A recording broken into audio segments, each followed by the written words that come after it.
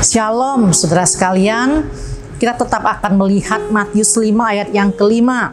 Berbahagialah orang yang lemah lembut, karena mereka akan memiliki bumi.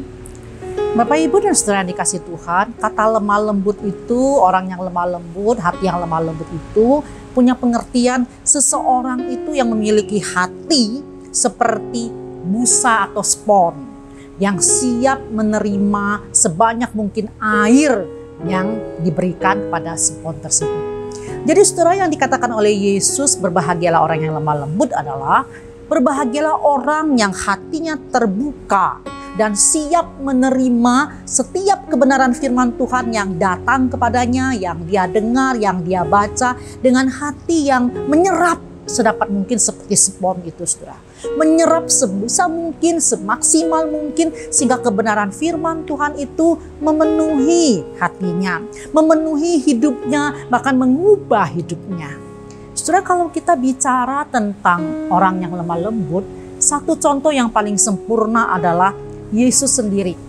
Orang yang lemah lembut itu saudara sekalian adalah orang yang tidak marah, tidak tepat waktu. Tapi orang yang lemah lembut itu adalah orang yang marah tepat pada waktunya. Kalau begitu saudara sekalian, apakah orang Kristen boleh marah? Tentu boleh.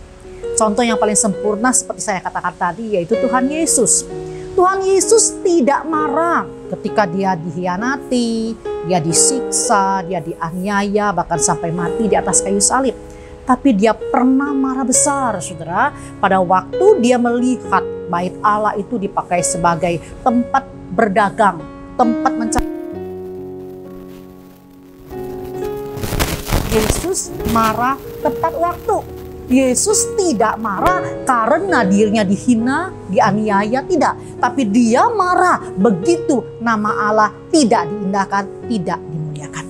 Surah Musa pun terkenal sebagai seorang yang dikatakan sangat lembut hatinya. Musa tidak marah tatkala dia dikritik oleh Miriam dan Harun saudara-saudaranya ketika dia mengambil perempuan Kusi menjadi istrinya. Dia nggak marah saudara. Dia juga tidak marah ketika melihat berkali-kali bangsa Israel itu memberontak melawan dia. Tapi dia begitu marah pada waktu dia naik ke Gunung Sinai, menerima 10 hukum, lalu dia turun, dia menyaksikan orang-orang Israel itu menari-nari, bersukaria, menyembah patung lembu emas. Wow saudara, Musa marah sekali karena dia melihat orang Israel itu tidak mengindahkan Tuhan.